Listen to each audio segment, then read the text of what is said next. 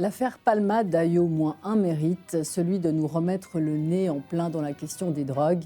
Coke, crack, chemsex, hash, opioïdes. Ces substances illégales sont de plus en plus consommées, dans une large mesure banalisées. Pourtant, les conséquences sont importantes. Nos adolescents suisses sont touchés dans des proportions assez relativement stupéfiantes. Et le nombre d'accidents de la route dus à l'usage de drogue a, lui, simplement doublé en 30 ans. La situation inquiète, d'ailleurs un peu partout en Europe, mais du côté des politiques, y compris à droite, c'est majoritairement silence radio. Alors a-t-on abdiqué face à la drogue ? Quelle est l'étendue réelle du problème ? Et quelle politique mener aujourd'hui face à cette question tentaculaire ? Eh bien, on en parle ce soir dans Le Point. Bienvenue à toutes et tous sur l'Aimant Bleu.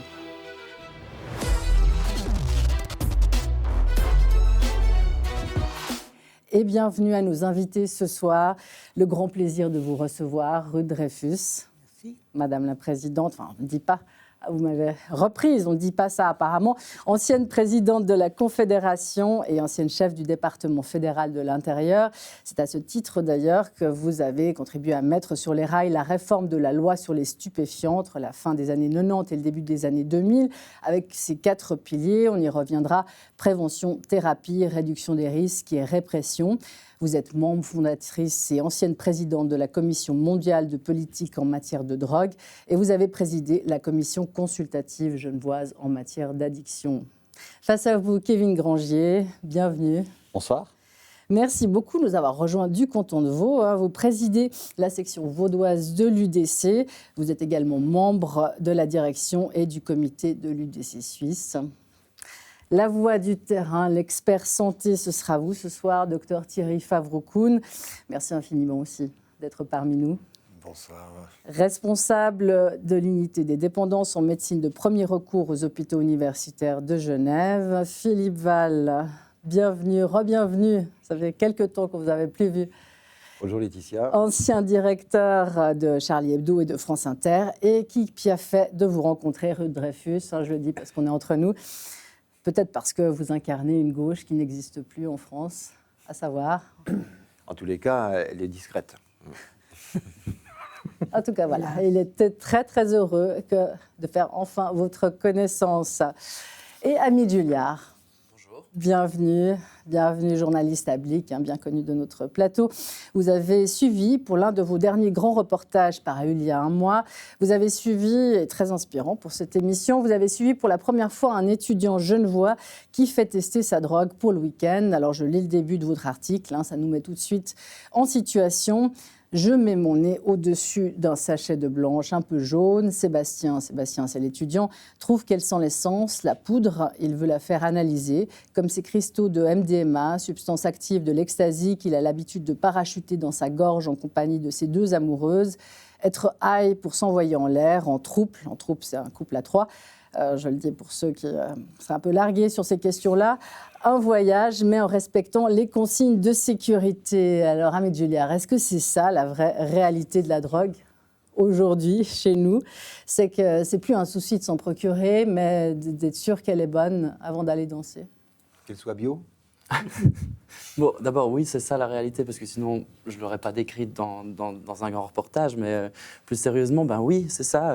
Aujourd'hui, en un claquement de doigts, un peu à n'importe quel coin de rue, on peut se procurer ce qu'on veut pour pas cher, 20 francs pour une pilule d'ecstasy, dans les 50 francs le gramme de cocaïne. Et puis, heureusement, on voit qu'en Suisse romande, dans le canton de Genève, à Lausanne, dans le canton de Vaud, on a de la possibilité d'aller faire tester ces produits en tant que consommateur pour s'assurer qu'ils ne sont pas dangereux pour notre vie au moment où on va les ingérer, puisque je constate aujourd'hui cette très grande banalisation de certains produits, peut-être dans certains milieux, peut-être dans certaines tranches d'âge aussi, et puis pas seulement le cannabis, aussi la coke, l'ecstasy, la kétamine, le LSD en microdosing, en spray. Il n'y a qu'à voir les fils qui se forment quand on sort en boîte de nuit à Genève et ailleurs dealers dans les WC. C'est pas toujours pour aller faire ses besoins, c'est très souvent pour aller consommer.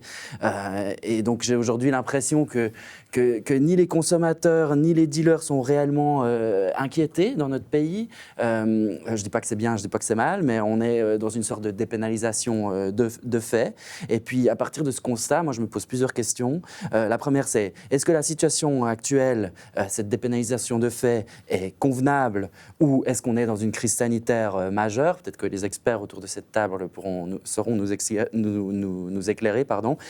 Et si nous sommes dans une crise sanitaire majeure, alors que faire?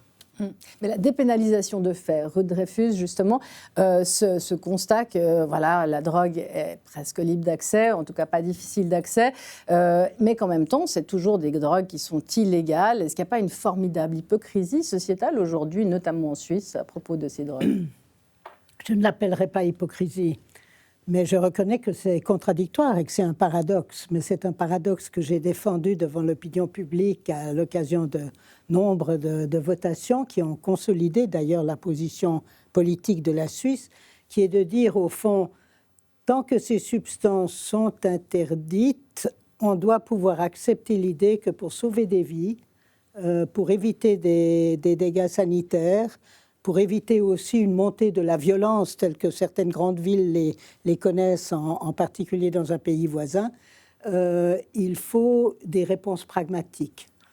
Et je n'ai jamais caché le côté contradictoire ou le côté paradoxal de ce que nous appelons la réduction des risques, qui consiste à dire, au fond, vous ne devriez pas consommer. On devrait, de toute façon, il est interdit de vendre, mais on n'arrive pas à endiguer vraiment ce marché criminel international aux mains de grandes organisations hyperlibérales, si vous me permettez l'expression, c'est-à-dire tenues par aucune règle autre que celle du profit. Mais nous avons une responsabilité envers les personnes, en particulier envers les jeunes dans notre pays, et donc nous devons les aider à ce que cette consommation n'ait pas des conséquences dramatiques. Nous devons aussi pouvoir, par là, établir un contact de confiance avec ces personnes, de façon à pouvoir les amener progressivement à des démarches de thérapie ou d'un meilleur contrôle ou d'un meilleur équilibre de vie. Donc la réduction des risques est une politique pragmatique, absolument en harmonie avec le principe des droits humains fondamentaux, c'est-à-dire la protection de la vie. Et je crois que la Suisse peut être assez fière d'avoir été pionnière dans ce domaine pour plusieurs des mesures proposées. Alors, on va continuer justement sur cette réduction des risques, mais Kevin Grangier, ce qui frappe effectivement, c'est que c'est aussi Silence Radio, de la part du DC, qui est quand même le parti sécuritaire. Aujourd'hui, l'état des lieux, c'est que tout le monde consomme. Alors, parfois, quand il y a un fait divers comme celui de Pierre Palmade en France, là, on se dit, oh là là, on se dit même pas beaucoup en Suisse, hein. Mais quoi, l'UDC a admis qu'effectivement, les drogues aujourd'hui, c'était libre d'accès, peut-être même dans leur rang, hein, parce que ça touche tous les milieux. Écoutez, vous avez mis le doigt effectivement sur la dimension partie de la sécurité. C'est aussi le parti, en tout cas c'est comme ça qu'on revendique, de la liberté. Et en fait, il s'agit de mettre le curseur entre ces deux pôles-là. Et la question de la drogue, en fait, va vraiment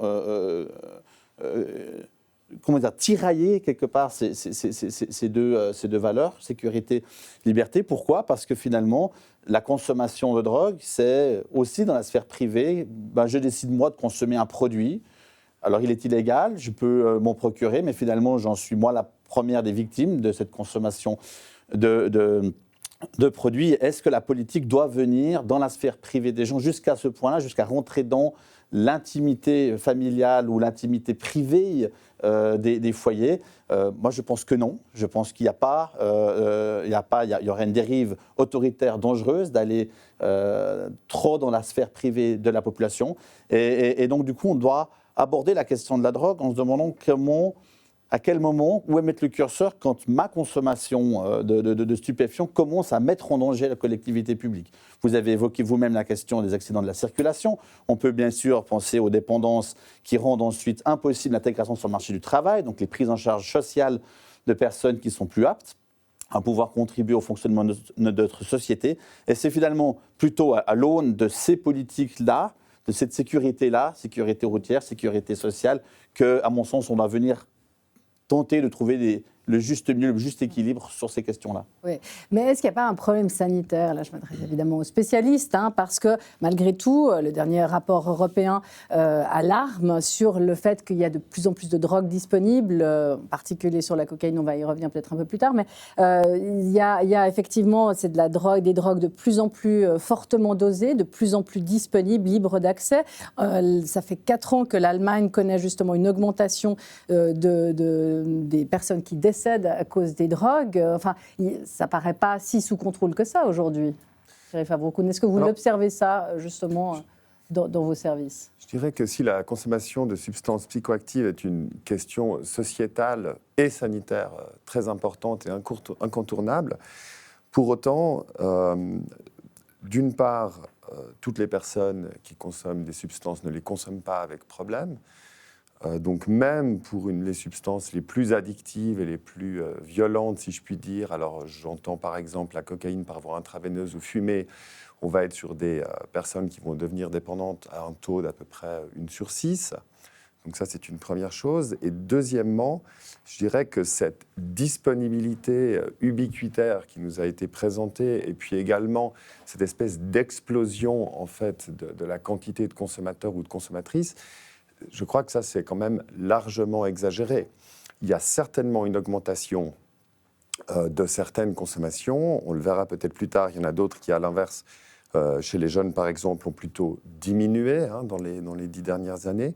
On parle même en Europe, un tiers des Européens ont consommé ou consomment de la drogue. C'est quand même dans leur vie. Ouais, c'est ça. Une fois dans leur vie. Et mais c'est normal c'est aussi en augmentation par rapport à les années. Non, une fois dans leur vie, ça ne veut vraiment pas dire que ce sont des consommateurs de drogue. C'est absolument normal, je dirais, que dans une société, il y ait un certain goût de l'exploration et un intérêt pour ceux dont on parle. Parce que contrairement peut-être à ce que vous avez entendu, ça n'est pas vrai qu'on ne parle pas de drogue dans nos sociétés. On en parle tous les jours et partout. Et on en parle en affolant un peu la population, mais aussi... Aussi de manière très légère, on en rit à la télévision, on n'en rit pas seulement, on dramatise la chose et on considère que voilà, il suffit de commencer pour être pris, etc. Non, on explore et parler d'un taux d'incidence d'une fois dans la vie, ça n'a absolument aucun sens. Ça n'a aucun sens en termes de sanitaire ou en termes disons, de phénomènes de société. Mais peut-être juste une chose, si vous permettez, excusez-moi.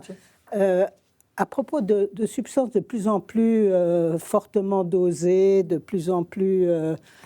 parfois aussi avec des adjuvants de plus en plus dangereux, c'est un résultat du marché noir. C'est très clairement un résultat d'un marché qui considère que plus il peut attraper vite les personnes en risque de dépendance, plus il peut aussi, sur de petites quantités, avoir de gros bénéfices, plus il peut, dans la contrebande, avoir des chargements moins importants, mais qui valent davantage, plus ça va augmenter. C'est la loi d'airain du marché noir de la drogue que d'avoir des substances de plus en plus dangereuses.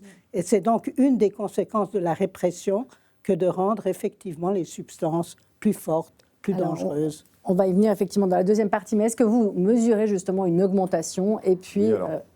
un vrai problème au niveau sanitaire, en tout cas dans vos permanences. Oui, alors pour terminer de répondre à cette question, je pense donc que globalement, il y a peut-être une augmentation légère de certaines consommations et une plus grande disponibilité de certaines substances qui, à mon avis, est également la preuve de l'échec de la prohibition. Mais par contre, je dirais qu'en termes de valeur absolue, la quantité ou le pourcentage des consommateurs, et encore plus particulièrement des consommateurs à problème dans notre population, reste relativement faible et que ça, on peut s'en réjouir, comme on peut se réjouir que des politiques de réduction des méfaits, comme le fait d'avoir la possibilité d'aller faire tester un produit, ne représentent absolument pas un encouragement ou une banalisation de la consommation des drogues qui reste dangereuse, et l'optique, c'est simplement de les rendre moins dangereuses pour ceux qui les consommeraient de toute façon.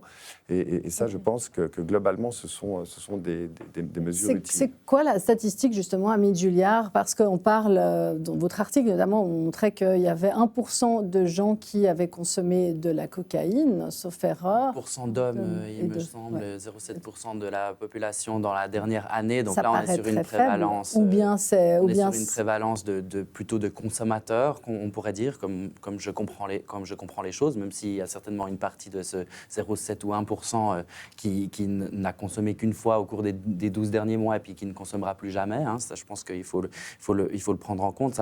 Ça paraît très faible. Oui et non.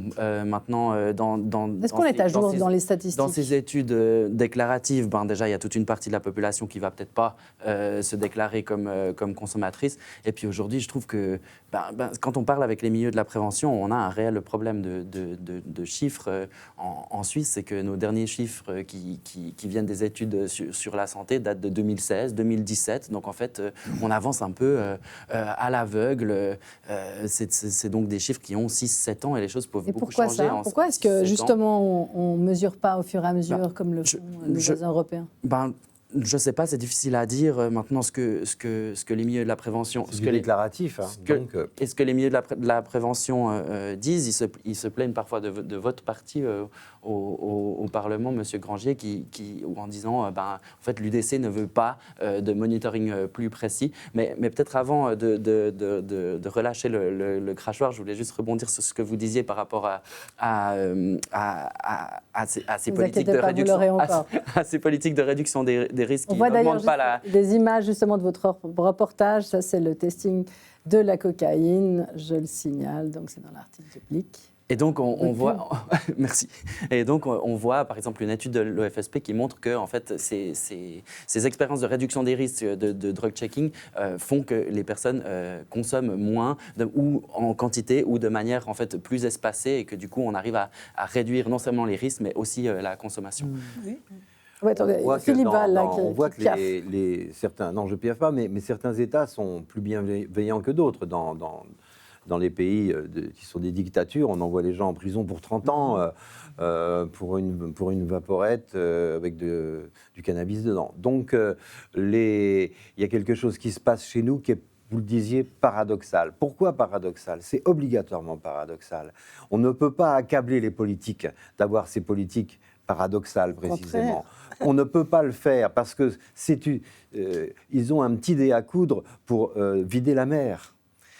C'est énorme, cette histoire de drogue.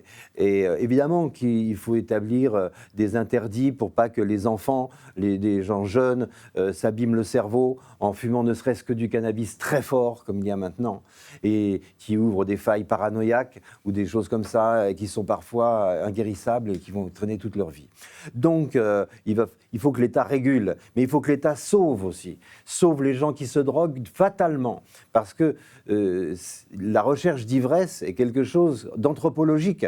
C'est très ancien. Depuis qu'on connaît des traces d'humanité, on a des traces d'euphorisants, des traces de drogue. C'est un problème qui se pense pas comme ça sur des faits divers. C'est une histoire très longue, l'histoire des euphorisants. La politique est forcément paradoxale parce qu'on doit aussi aider bizarrement les gens à ne pas se droguer avec des poisons. Et ça, c'est l'État bienveillant, en quelque sorte, qui fait ça. Donc, on ne peut pas critiquer, je vois à Paris, par exemple, la façon dont sont critiquées les salles de shoot. Mais les salles de shoot, on est bien obligé, sinon les gens, ils vont mourir. Qu'est-ce qu'on veut? On veut qu'ils meurent ou qu'ils soient encore plus dangereux quand ils sortent, quand ils sont dans leur tripes. Donc, vous voyez, il y a quelque chose il faut que la société... ce n'est pas qu'une question policière. Il y a 250 milliards d'euros de chiffre d'affaires de la drogue dans le monde. Et le nombre de morts équivaut à un conflit géopolitique tous les ans. La puissance des trafiquants de drogue est énorme. Si vous voulez, sur le marché de l'ivresse, qui est un marché mondial, les marchands de drogue vendent de la fausse monnaie, parce qu'il y a d'autres ivresses que celle de la drogue. Mais l'ivresse la plus facile, c'est celle de la drogue, évidemment. Ok, mais justement pour les jeunes, parce qu'ils représentent l'essentiel quand même des consommateurs, et ces jeunes, cette population jeune, là il y a justement une étude d'addiction de HSBC qui est sous la direction d'Addiction Suisse, qui montre quand même que 18% des 15 ans consomment aujourd'hui du cannabis ou ont consommé, 11% des 14 ans, c'est énorme. C'est énorme. Et c'est 2 tiers, et il faut le dire aussi, c'est 2 tiers des consommateurs de cannabis en Europe, c'est les 15-34 ans, comme l'essentiel aussi des consommateurs d'ecstasy, c'est presque aussi 2 tiers pour la cocaïne. Ça, c'est un vrai danger, non, ça, Ruth Dreyfus? Mais bien sûr, c'est bien pour ça que la prévention est un pilier qui doit être tout aussi important. Est-ce qu'elle fonctionne? Moi, je dirais que c'est ce qui est le plus difficile, c'est la prévention. Oui, c'est ça. Parce qu'on sait ce qu'on doit faire en termes de traitement, et on a beaucoup élargi d'ailleurs le spectre des traitements de la dépendance, qui encore une fois touche une minorité des consommateurs. On a fait des grands progrès dans la réduction des risques, mais on est confronté aussi à de nouvelles substances pour lesquelles on doit encore développer de nouvelles réponses, mais dans le même état d'esprit que celui que vous avez donné, qui est tout simplement dans une situation contradictoire, il faut choisir les priorités, et la priorité, c'est le bien-être de nos populations. Mais j'aurais juste voulu ajouter quand même d'abord quelque chose sur, puisque peut-être on va abandonner après la question du drug checking, pour montrer à quel point il est important. Vous avez visité le drug checking fixe à Genève, dans le quartier des Grottes. Beaucoup plus important, et ça a été le début, ça a été le drug checking mobile. Dans les grands festivals, dans la Gay Pride, dans la Lake Parade, où la priorité était de veiller sur les jeunes. La priorité était de dire que des primo-consommateurs qui venaient là tout simplement pour s'éclater, mais qui entraient en contact avec des pilules en particulier, devaient immédiatement être soutenus, devaient immédiatement savoir quels étaient les dangers auxquels ils s'exposaient, devaient immédiatement passer une vingtaine de minutes à attendre le résultat de ce qu'ils avaient acheté en compagnie d'un intervenant de prévention. Donc, ces mesures, encore une fois, elles sont liées entre elles. La réduction des risques, c'est le premier pas vers la thérapie pour ceux qui en ont besoin. Ok, mais est-ce qu'on agit assez? Parce que là, vous parlez effectivement du testing des drogues, mais les chiffres que j'ai donnés sur les 14-15 ans dans les écoles, est-ce que là, Kevin Grangier, il n'y a pas de discours à l'UDC, donc, mais ça ne vous fait pas... C'est un des pires problèmes, celui-là.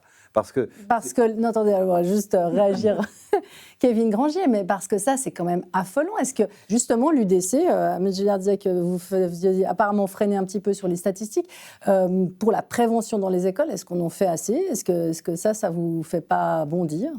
On en fait assez, on n'en fait pas assez, c'est très difficile de poser là un monitoring précis, de se dire est-ce qu'on en fait assez, pas assez. Là, il y a un monitoring précis. Disons que c'est une étude tout à fait complète avec un échantillon de 9000 jeunes. Apparemment, c'est pas assez. Qu'est-ce que c'est assez? C'est 2 fois plus, c'est 3 fois plus? C'est ce qu'on aura, parce qu'on monitore plus, moins de gens qui sont concernés? Il y a un mot qui n'a encore pas été dit autour de la table, je suis très heureux peut-être le premier de le mettre ici, c'est peut-être la question de l'éducation, la question de l'esprit critique, la question de forger aussi les jeunes à sortir d'une forme comment dire ça, d'insouciance, de se dire, oui, je peux faire ça, de toute façon, c'est pas grave, je vais pas assumer les responsabilités derrière. Non, au contraire, il y a peut-être ici un discours aussi, peut-être un discours un peu régalien, de prise de conscience de ce que ça représente, des implications que ça a à long terme, sur sa propre vie, sur sa propre santé. Et là, c'est un doux mélange de prévention, aussi peut-être de répression. On a souvent dit que c'était comme une stratégie à 2 pieds, un pied de la prévention, celui de la répression qui est censé dissuader, qui peut-être parce qu'il existe uniquement a un effet dissuasif qu'on ne peut pas mesurer non plus. Est-ce qu'on parle souvent aussi de ça, la répression? Ça reste illégal, la consommation de drogue chez les mineurs reste illégale. Mais c'est dépénalisé, c'est-à-dire dans les faits c'est dépénalisé. Vous avez le reportage des mutuaires le montre assez bien. Et puis les autorités de police n'ont pas les moyens de faire face à ça. C'est-à-dire qu'à partir du moment où chaque agent de police qui constaterait des consommateurs qui sont manifestement sous emprise, qu'est-ce qu'il en fait? Il ne peut pas agir avec ça. Donc la réalité, elle est là. La répression, comme la prévention, c'est très difficile de poser un diagnostic sur leur efficacité, parce que j'entends très souvent dire la répression ne fonctionne pas non plus, mais parce qu'elle existe. Rien que parce que le fait que c'est illégal, combien de personnes ne franchissent pas le pas? Personne ne peut le dire. Peut-être que la répression a au contraire beaucoup d'effets positifs, simplement invisibles. Alors justement, sur les solutions et sur, peut-être vous entendre quand même, juste après la petite pause qu'on va faire sur précisément la prévention qu'on fait ou pas chez les jeunes, mais on se quitte un petit instant. On se retrouve tout de suite derrière.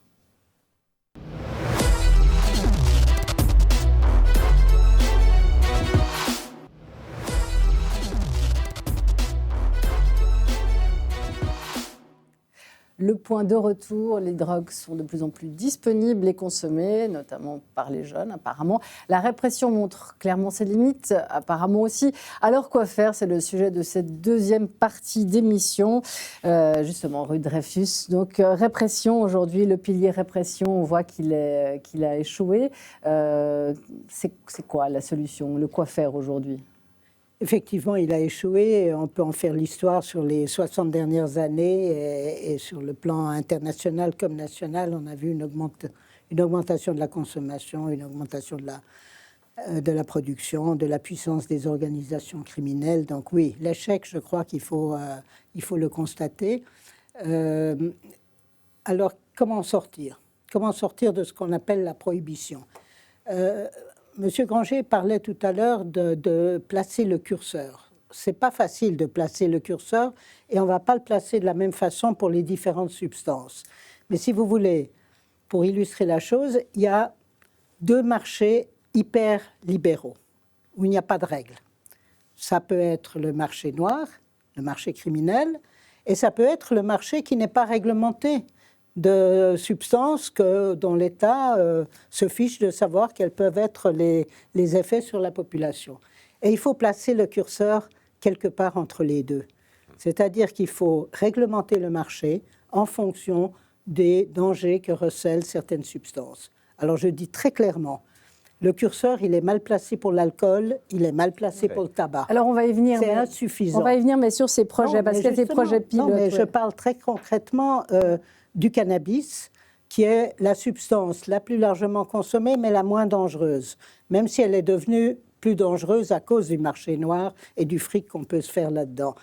Et là, le curseur, à mon avis, il doit être plus sévère que pour l'alcool, non pas parce que le cannabis serait plus dangereux que l'alcool, c'est le contraire qui est vrai, mais parce qu'on est mal parti sur l'alcool et qu'on peut mieux partir sur le cannabis. Actuellement en Suisse, on a 17 projets d'essais pilotes qui demandent l'autorisation, sur la base de la loi sur les stupéfiants, de développer des modèles de marché, de dire où est-ce qu'on pourra l'acheter, quel type de produit on pourra acheter, comment est-ce qu'on fait de la prévention auprès des personnes qui risquent d'entrer dans une... Alors justement, ça a déjà commencé à Bâle-Ville, ça a déjà commencé à Lausanne. Bâle-Ville a commencé, Zurich a reçu l'autorisation, Lausanne également. Bâle-Ville, c'est donc la vente en pharmacie avec un échantillon de consommateurs qui a été choisi. Très réduit. Vente en pharmacie du cannabis. Et c'est ça... En Suisse romande, nous pensons qu'il n'est pas bienvenu de vendre en pharmacie le cannabis qui se consomme à des fins récréatives parce que ça brouille le message. Je veux dire, c'est pas un médicament. Ou alors on vend le Coca-Cola, le vin et le tabac également en pharmacie, ce que je crois personne ne souhaite particulièrement. Non, nous pensons que le cannabis peut être vendu, je dirais un peu, pour prendre un exemple, comme dans les pays scandinaves, l'alcool, c'est-à-dire dans des magasins spécialisés et des magasins dont le personnel est formé pour mettre en évidence des dangers que peuvent courir certains des clients par une hyper-consommation, une consommation mal contrôlée. C'est certainement ce que nous proposons en Suisse romande et je crois que c'est la bonne voie pour une réglementation. Alors reste ensuite, encore une fois, à bien placer le curseur, mais ça c'est le Parlement qui le fera dans quelques années sur la base des 17 peut-être expériences qui auront été faites en Suisse. Thierry Favreau-Kuhn, qu'est-ce que vous pensez? Que c'est justement la bonne voie, ça, la vente en magasin? Et à partir de quel âge, selon quels critères exactement, on filtre? Alors, bien évidemment, ce qu'on n'a pas encore mentionné jusque-là, c'est que sur un plan purement neurobiologique, il s'agirait idéalement de ne pas consommer de substances jusqu'à l'âge à peu près de 20 ans. Donc ça, c'est si on considère purement la science et le cerveau, surtout pour diminuer le risque de dépendance ensuite, plus tard, à l'âge adulte. On remarque que dans nos sociétés, malheureusement, c'est une période cruciale, l'adolescence. Je veux dire, on est en pleine étude. Cruciale de développement et également d'apprentissage, absolument. Oui. Absolument. Donc c'est pour ça que effectivement, on doit tenter de retarder le plus possible le début des consommations. Et si elles ont lieu, on doit essayer de les limiter le plus possible. Et en l'occurrence, vu l'atteinte de la mémoire, enfin le trouble de la mémoire lié au cannabis, il faudrait évidemment éviter de consommer, en tout cas avant les études, les jours avant l'étude, et puis limiter sur les fins de semaine. Ça ne marche pas. Je pense que si les gens sont informés, si on peut en parler, si on peut briser le tabou, si on peut en parler dans les écoles, mais pas avant que les gens soient naturellement exposés dans les familles, tout ça, c'est des mesures de prévention qui ont été démontrées pour être efficaces. Des programmes scolaires, des programmes familiaux. Addiction Suisse propose plusieurs brochures qui sont adressées aux parents pour pouvoir aborder ces questions avec les jeunes. Mais les parents n'arrivent déjà pas à limiter les portables aujourd'hui. Alors, limiter effectivement la consommation de hashish, de cannabis. D'ailleurs, on voit à 18% des 15 ans. Moi, j'ai 10% devant les yeux dans le dernier mois. Et ça n'a pas augmenté depuis 2018, juste pour... J'ai 18% dès 15 ans chez les garçons, mais grande proportion sur la durée et le nombre de consommateurs. Mais à 15 ans, si c'est sur la durée, c'est quand même... En tout cas, pour répondre aussi à la première question, je pense qu'il faut continuer à interdire la consommation de cannabis aux plus jeunes. C'est un débat assez compliqué de savoir si le curseur doit être placé à 16 ou 18 ans. J'imagine que ce serait quelque part là. Mais il y a quand même un message, je dirais, de dangerosité qui doit, à mon avis, rester présent. Et puis après, pour ceux qui vont consommer, disons, de toute façon, parce que vous l'avez dit tout à l'heure, c'est parfaitement exact, on ne va pas réussir à réduire à néant la consommation ni chez les adultes ni chez les jeunes. Il faut essayer de la réduire le plus possible. Je pense qu'évidemment, des dispositifs où les gens peuvent aller ouvertement, en fait, effectivement, acheter un produit contrôlé, de qualité, qui va leur être proposé de façon non fumée. Je rappelle que si on quitte le côté neurocognitif et le problème de dépendance de cannabis, le problème principal au niveau de la santé physique, ce n'est pas la substance elle-même, qui est relativement anodine et pas toxique pour le cerveau. Quelqu'un qui arrête de consommer le cannabis, il va récupérer ses facultés, sous réserve qu'il n'ait pas perdu, comme vous le sous-entendiez, 10 ans ou 15 ans de sa vie à rien faire et à rien apprendre, parce que là, il y aura des déficits, mais pas liés à la substance, liés évidemment au parcours de la personne, et que cette personne va falloir aussi être évidemment évaluée et accompagnée dans une consommation qui est déjà et qui peut, dans la plupart des cas, rester non problématique. Mais Amit Julliard, on voit dans votre reportage d'ailleurs que votre étudiant montre, il lui a demandé, tu peux me dire toutes les substances que tu as consommées, il dit tabac, alcool, cannabis, CBD, MDMA, donc ecstasy, coke, LSD, speed, kétamine, poppers, gaz hilarant, Xanax, Temesta. Donc voilà, est-ce que même si on arrive à réguler le hashish, ça sera suffisant, ça justement, parce qu'il reste toutes les autres drogues qui sont aussi consommées par la jeunesse, pas forcément mineure, mais par la jeunesse dans des proportions importantes. Pour moi, c'est une question claire qui se pose aujourd'hui. Si on parle de régularisation ou de régulation de la consommation de cannabis, qu'est-ce qu'on fait pour toutes les autres substances qui sont aussi consommées, encore une fois, peut-être pas de manière aussi exponentielle, mais qui sont quand même consommées et qui peuvent avoir des effets sur la vie quotidienne des gens, sur leur état psychique dans les jours qui suivent une consommation, qui n'ont peut-être pas toutes la même dangerosité. Je ne pense pas que c'est aussi dangereux de consommer de la cocaïne, du crack ou du LSD. Mais moi, je pense que c'est une question qu'il faut aussi ouvrir aujourd'hui, puis se poser la question, qu'est-ce qu'on fait avec les autres substances? Est-ce qu'il n'est pas temps, là aussi, d'ouvrir un marché régulé pour ces autres substances-là? Les statistiques de consommation, donc tirées de votre article. Ouais, autre marché de consommation. Pardon, je vous ai interrompu. Oui, est-ce que là, il ne faut pas ouvrir aussi un marché régulé pour ces autres substances, quoi? C'est la question que je me pose aujourd'hui, et puis que je pense aussi vite que possible, mais aussi lentement que nécessaire. nécessaire. Kevin Grangier, là, vous bondissez ou bien ça vous paraît très bien? Non, peut-être il y a deux choses. Tout d'abord, on l'a rappelé, on a un problème sanitaire avec la question de la drogue. Après, on a dit il y a un autre problème, c'est que la répression ne marche pas. Ça, je suis moins sûr que ce postulat soit juste. Comme je vous le disais, on n'arrive pas à le monitorer. Peut-être qu'il a des effets vertueux sur un grand nombre de gens, mais on n'arrive pas à le savoir. Je n'aimerais pas que ce postulat soit dirigé en vérité. Alors, juste pour qu'on soit clair, la répression les pays au niveau... l'ont testé, ça. Ouais. La répression au niveau de... On n'arrête plus les dealers, on pénalise plus, ou bien la grande répression la question du marché, contre les narcotrafiquants? Parce que je peux entendre, voilà, le marché, comme tout marché, fonctionne à l'offre et à la demande. Il y a une demande, c'est clair, et ça, toute volonté prohibitive en la matière, quel que soit le type de produit d'ailleurs, il y a des exemples dans l'histoire, ça ne marchera pas. Et ça, je crois que c'est aussi un fait qui fait consensus autour de la table. Par contre, la question que j'entends beaucoup finalement dans l'émission, ou un élément qui est à mon avis central, on entend beaucoup ce qu'il faudrait faire pour accompagner. Alors il y a des mesures sanitaires, il y a des mesures sociales, etc. Moi, je pose alors la question peut-être qui va fâcher, c'est qui paye pour ça? Comment est-ce qu'on fait? Parce qu'on pourrait prendre des mesures, on pourrait dire on a 10 millions par année, on peut dire il y a 100 millions par année, on pourrait dire il y a 1 milliard par année. Est-ce qu'on aurait de meilleurs effets ou pas de meilleurs effets?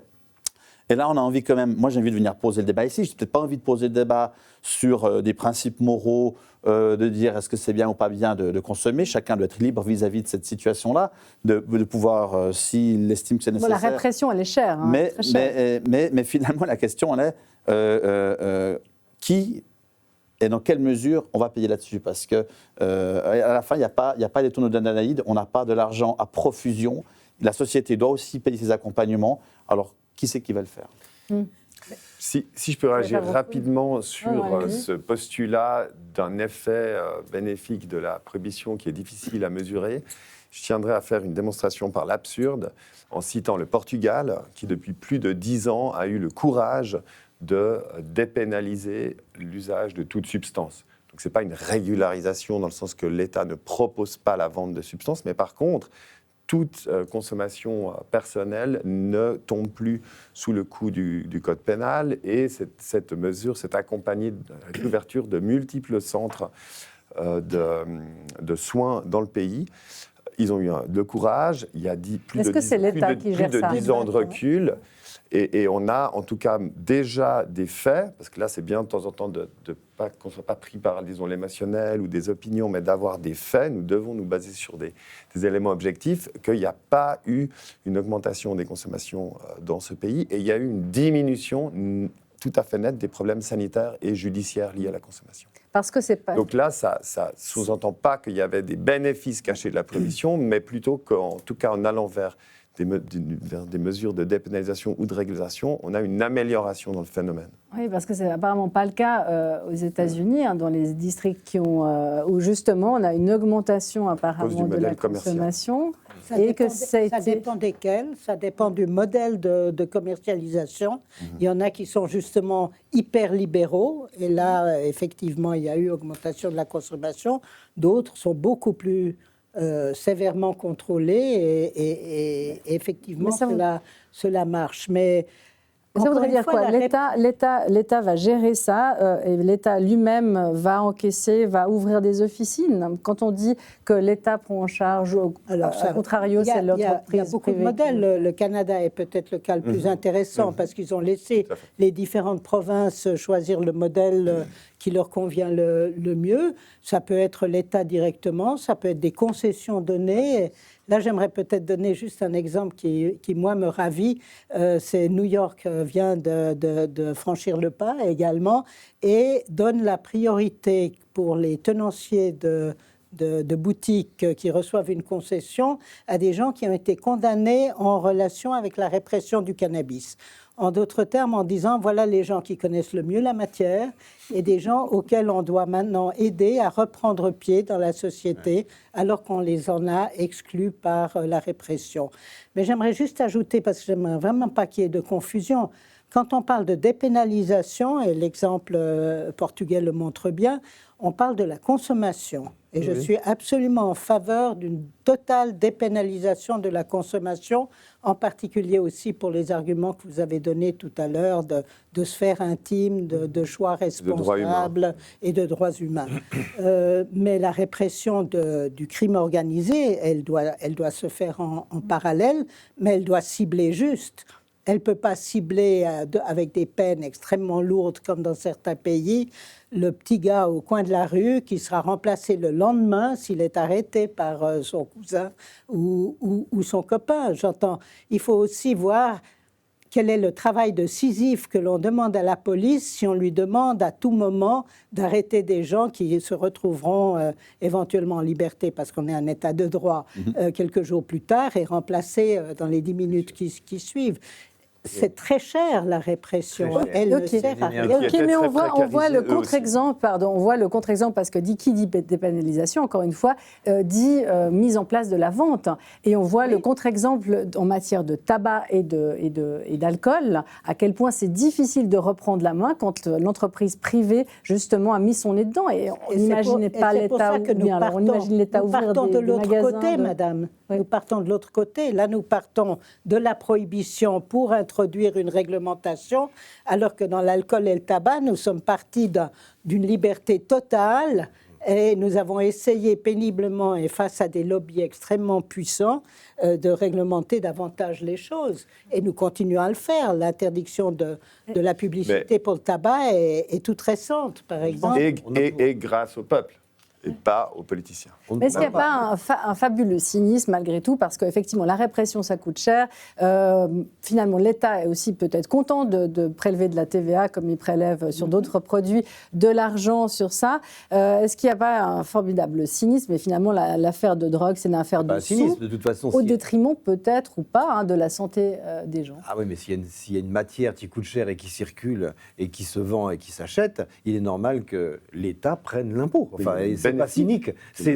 L'État est fait pour ça, de façon à redistribuer après au bénéfice de tous, normalement. Donc, moralement, ça ne se juge pas. C'est où il n'y a pas d'État, où il y a un État. S'il y a un État, il fait ça. Donc, ce n'est pas une question de cynisme. Je pense qu'on ne peut pas penser la question de la drogue.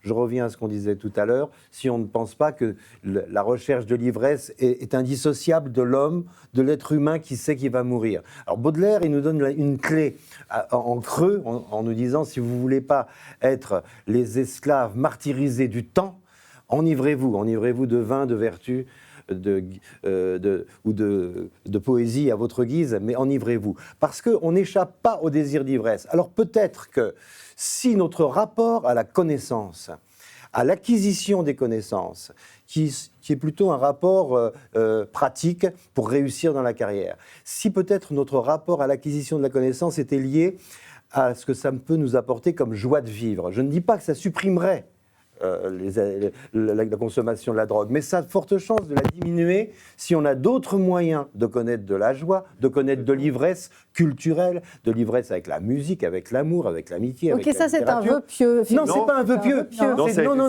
Non, c'est une politique. C'est une politique à mener. Au lieu d'avoir des ministres de l'Éducation nationale qui mettent des filets de basket dans des cours de merde, on ferait bien de penser le rapport à la connaissance et le rapport à l'acquisition de connaissances et à l'esprit critique, c'est à la base. Et peut-être qu'on consommerait encore des choses euphorisantes, mais sans en devenir les esclaves. Donc voilà. vous allez offrir justement, mettre ça sur la table pour votre enfant, pour se dire, en disant finalement, c'est comme le pot de confiture, si on le laisse sur l'armoire, il sera beaucoup trop attractif, donc autant... L'explication, l'offre que l'on fait à un enfant doit être diverse, je pense. Enfin, je ne suis pas un spécialiste de l'éducation, mais j'essaye d'offrir à mon fils une gamme de possibilités de jouir de la vie suffisamment grande pour qu'il n'ait pas recours qu'à une chose chimique quand il sera grand pour diminuer son angoisse de la mort. Alors, peut-être pas tous les enfants ont la chance d'avoir un père aussi investi. Thierry Favreau. Oui, je voulais rebondir sur ce que vous disiez avant, du apparent paradoxe, en fait, de vouloir régulariser un marché des substances psychotropes alors qu'on a déjà des difficultés avec l'alcool et le tabac. Je voulais juste dire que ce n'est pas la consommation qu'il faut interdire, c'est la publicité et la promotion de la consommation qui sont l'inverse de la prévention.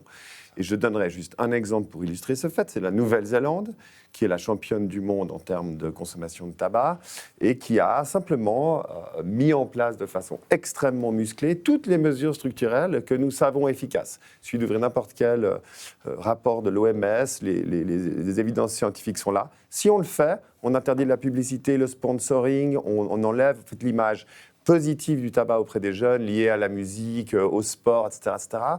On interdit, on limite les points de vente, on augmente les prix, etc. Ça fonctionne, le taux chute, et voilà. Donc c'est pas un paradoxe. Alors oui, juste ami Julliard, mais ça casserait, selon vous, le marché noir?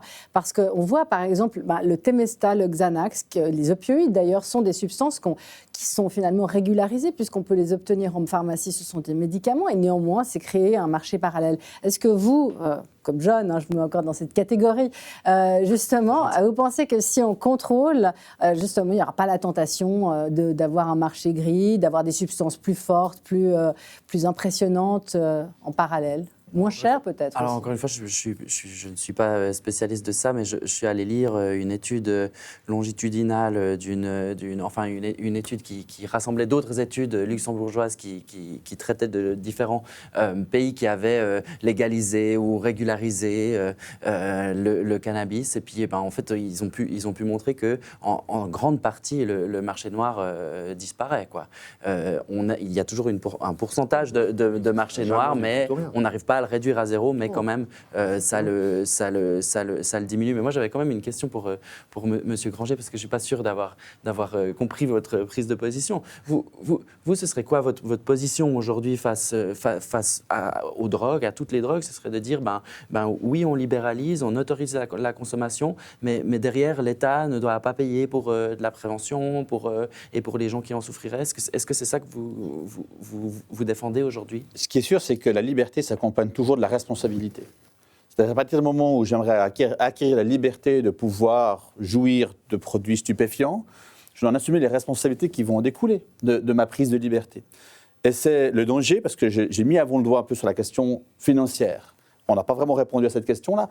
Parce qu'aujourd'hui, j'aimerais avoir la liberté de pouvoir, si c'est mon choix, profiter d'un marché plus libéral en matière de drogue et d'un marché régularisé. Mais manifestement, il faut quand même qu'on m'accompagne. Il faut que l'État soit là pour venir m'aider s'il y a des difficultés sanitaires, m'aider dans une prise en charge sociale si malheureusement je fous en l'air mes études, je fous en l'air mon aptitude et mon employabilité sur le marché du travail. Et c'est là où j'ai envie de dire attention, si on libéralise d'un côté, on doit aussi attirer l'attention du consommateur sur sa propre responsabilité. Et là, les solutions qu'on entend, ou qui sont autour de la table, sont plutôt à dire il faut que l'État fasse quelque chose, mais voilà, l'État, je l'entends tout le temps, partout, à toutes les sauces. Il faut que l'État soit là pour toutes sortes de situations. Et on parlait de sécurité au tout début de ce débat.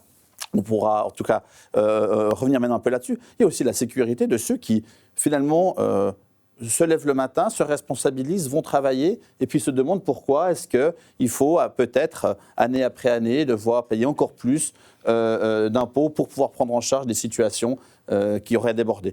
Alors, il n'y a pas de solution, ce n'est pas aujourd'hui manifestement, c'est un problème. Il y a l'exemple américain pour certains États, parce qu'effectivement il y a très peu de santé, il y a très peu de système social aux États-Unis. Donc finalement, dans les États où c'est dépénalisé, c'est pour la pomme de ceux qui choisissent de consommer. Si vous n'avez pas les moyens de vous faire soigner, si vous n'avez pas les moyens vous êtes au chômage. C'est clair que dans un État comme la Suisse, finalement, on est tous solidaires les uns des autres par notre travail, on vit tous dans ce pays. J'y travaille, je paye des impôts quelque part, j'attends que l'autre, celui qui est en face, se responsabilise comme celui qui est en face de moi, espère que je suis responsable dans ma vie pour éviter d'être une charge pérenne dans la société.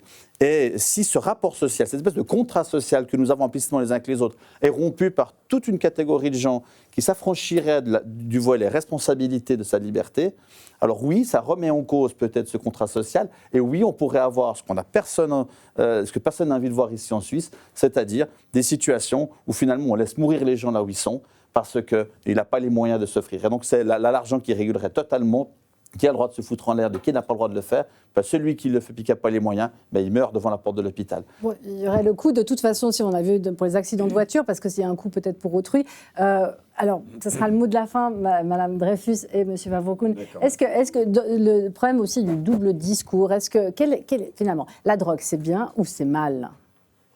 C'est les deux.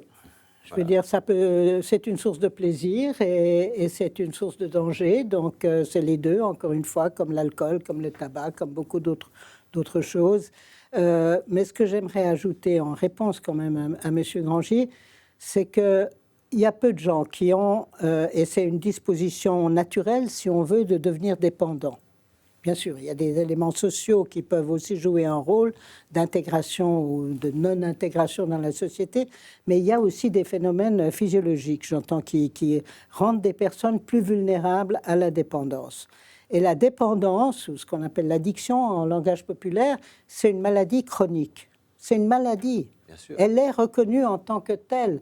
Et en tant que maladie, d'ailleurs chronique, même les personnes qui font des efforts surhumains pour s'en sortir ou pour contrôler cette dépendance risquent à tout moment de retomber dans cette situation.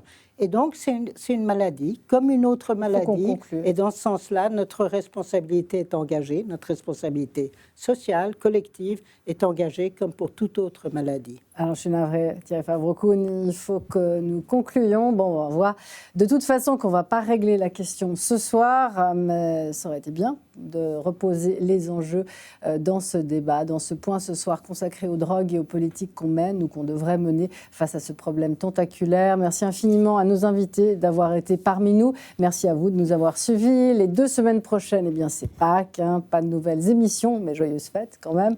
Nous, on se retrouve le mercredi 26 avril avec la reine Christine Ockrent, pour parler de la Chine qui s'impose toujours plus comme le nouveau maître du jeu mondial. En attendant, on vous souhaite une excellente soirée et 2 très bonnes semaines à vous toutes et tous.